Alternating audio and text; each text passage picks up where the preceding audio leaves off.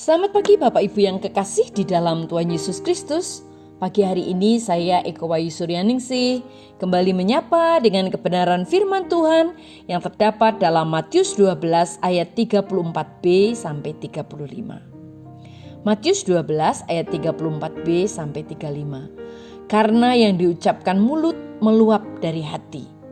Orang yang baik mengeluarkan hal-hal yang baik dari perbendaraannya yang baik. Dan orang yang jahat mengeluarkan hal-hal yang jahat dari perbendaraannya yang jahat. Amin. Bapak Ibu yang kekasih di dalam Tuhan, kepahitan itu bisa digambarkan seperti sebuah akar. Akar tidak bisa dilihat karena berada jauh di dalam tanah. Tetapi kita dapat merasakan dan melihatnya dari buah yang dihasilkan. Akar yang pahit akan menghasilkan buah yang pahit juga. Karena itu kita harus bisa menjaga kondisi hati kita. Seperti firman Tuhan katakan, karena yang diucapkan mulut meluap dari dalam hati. Orang yang baik mengeluarkan hal-hal yang baik dari perbendaraannya yang baik, dan orang-orang yang jahat mengeluarkan dari perbendaraan yang jahat. Kita harus terus bisa menjaga kondisi hati kita. Seperti dalam Amsal 4 ayat 23 dikatakan, jagalah hatimu dengan segala kewaspadaan, karena dari situlah terpancar kehidupan. Bapak Ibu yang kekasih di dalam Tuhan, bagaimana supaya kita bisa terbebas dari kepahitan hati? Semua tergantung bagaimana kita menyikapi setiap permasalahan yang terjadi. Dalam Amsal 23 ayat 7 dikatakan, sebab seperti orang yang membuat perhitungan dalam dirinya sendiri, demikianlah ia. Kita harus membuat satu tindakan nyata untuk melepaskan diri dari belenggu kepahitan itu.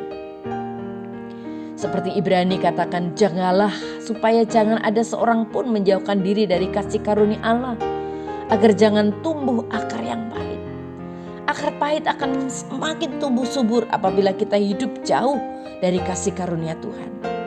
Hanya oleh kasih karunia Tuhanlah kita dituntun kepada kehidupan yang terbebas dari kepahitan.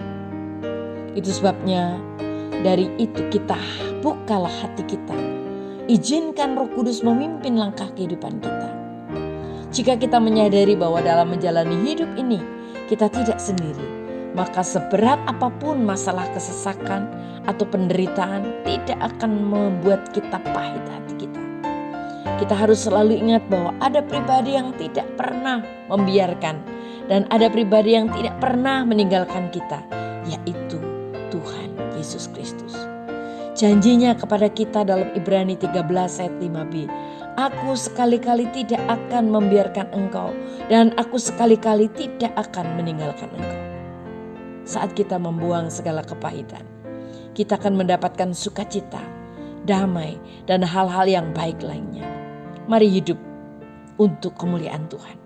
Hidup kita terlalu berharga bila diisi dengan kepahitan. Amin. Mari kita berdoa. Tuhan Yesus, terima kasih buat firman-Mu. Tolong kami Tuhan supaya kami dapat melepaskan kepahitan yang ada di dalam hati kami. Dan menghadirkan kasih karunia Tuhan. Damai sejahtera-Mu di dalam hati kami. Sehingga kami boleh bersuka cita di dalam Tuhan. Terpujilah Engkau Tuhan. Dalam nama Tuhan Yesus kami berdoa. Haleluya. Amin.